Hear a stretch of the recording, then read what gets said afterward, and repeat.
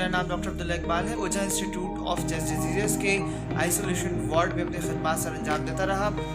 हमारा एक साथी, उनको जो है वो सिम्टम्स कुछ डेवलप हुए, जिसके बाद उन्होंने टेस्ट कराया तो उनको कोरोना का टेस्ट पॉजिटिव आया।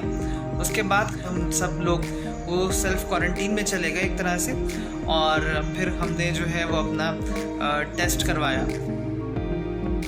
अगर किसी को शक है कि उसका राब्ता किसी ऐसे शख्स के साथ है कि जिसको कोरोना वायरस की तशख़ीस हुई है, तो ज़रूरत इस बात की है कि अपने आप को दूसरे अपने घर वालों से जो है वो अलग कर लिया जाए।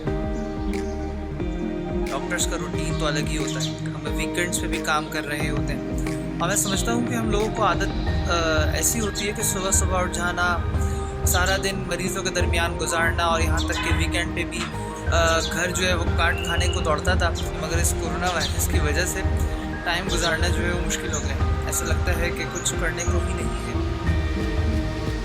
हम जानते हैं कि वॉक नहायत ज़रूरी है, मगर मसरूफियात की वजह से और कुछ अपनी सुस्ती की वजह से भी मॉर्निंग वॉक नहीं कर पाते, मगर जब मौका मिला है और छुट्टियां हैं तो ज़रूरी है कि सुबह सुबह मॉर्निंग वॉक करें।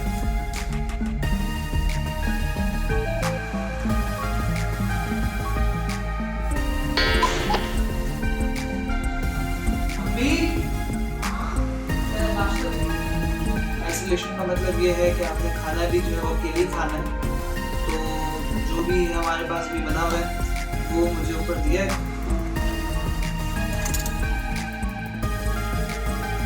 वैसे तो अकेले टाइम गुजारना नहायत दुश्वार है, मगर खुशकिस्मती से मैं चूँकि इंटरनेट से मुंसलिक हूँ और वेबसाइट डेवलपर भी हूँ एक किस्म का, और इसके साथ साथ मैं यूट्यूब चैनल भी चला रहा हूँ, तो इसलिए मेरा कुछ अच्छा टाइम इंटरनेट और यूट्यूब पे गुजर रहा है।